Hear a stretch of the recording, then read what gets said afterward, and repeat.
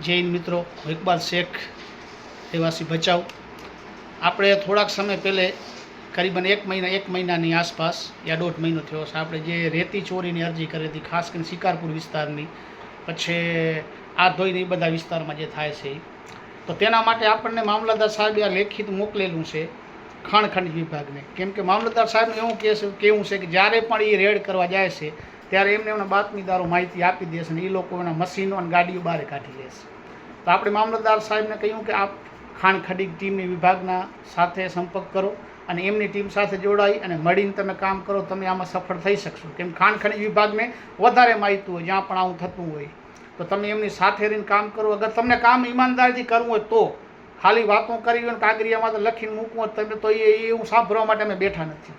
અને બીજા જે લોકો સોશિયલ મીડિયામાં આવીને વાત કરે છે કે અહીંયા કને રોડ તૂટે છે, રસ્તા તૂટે છે, ચાહે મટીવાળા હોય, રેતીવાળા હોય, મીઠેવાળા હોય, તો એ લોકોનું કહેવા માંગીશ કે તમારે જે ચૂંટાડા છો એ વિસ્તારમાં પણ રેતીઓની ચોરી થાય છે, ત્યાં કને લોકોને પાણીની સમસ્યા છે, ત્યાં કને રસ્તા તૂટી ગયા છે. તમે તમારા વિસ્તારનું કામ કરો અને તમારા વિસ્તારનું નામ લઈને વિરોધ કરો કે આ વિસ્તારની અંદર રેતી ચોરાય છે અને આ રેતી ચોરો બંધ નથી કરતા. તમે મહેરબાની કરીને અધિકારીઓ કામ કરો, તમારા વિસ્તારનું તો કમસે કમ સુધારો.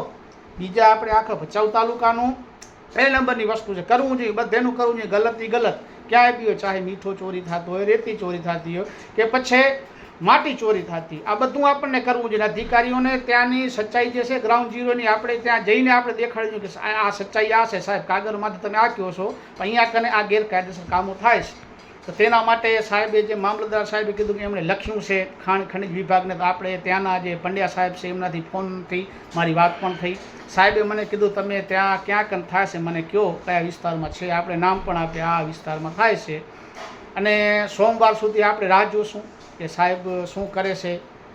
ખાણ ખનિજ વિભાગની ટીમ મળીને મામલતદારની કે નાયબ કલેક્ટર ત્રણેય મળીને ખાસ એવું સર્ચ ઓપરેશન કરતા હોય ને એ લોકો બધાને પકડતા હોય તો બહુ આપણે એમનું સોશિયલ મીડિયા દ્વારા આપણે કહેશું પણ ખરા કે ના આ વિસ્તારમાં કામ થયું.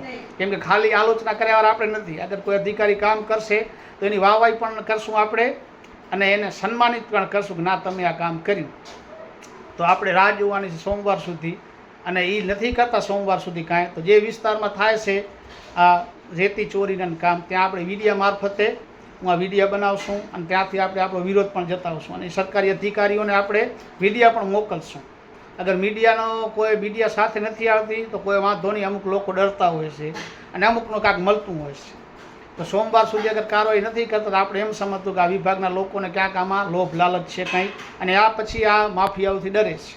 તો આપણે સોમવાર સુધી રાહ જોશું, એના પછી આપણે વિડીયો મારફતે દેખાડશું કે આ જગ્યાએ આ ગેરકાયદેસર કામ થાય છે, આપણને દેખાય છે. તો આ સરકારી અધિકારીઓ જેની આ જવાબદારી બને, જેનો ફરજ બને, એ લોકો ત્યાં કને જઈ અને કેમ આ ગેરકાયદેસર ખાણ ખનિજ વિભાગના લોકો જાય અને ગેરકાયદેસર ખંડિત થતું હોય ત્યાં કને ચોરોને પકડે અને ચોરો ઉપર કડકમાં કડક કાર્યવાહી કરે કાયદેસરની, એવી આ વિડીયો મારફતે આપણી માંગ છે. અને આપણે પોતે જઈ અને ત્યાં વિડીયો બનાવીને એને મૂકશું કે અમને દેખાય છે, અમે આવી શકીએ છીએ, તો તમે લોકો આ લોકોને કેમ નથી પકડી શકતા, એના વિશે એનું કારણ શું.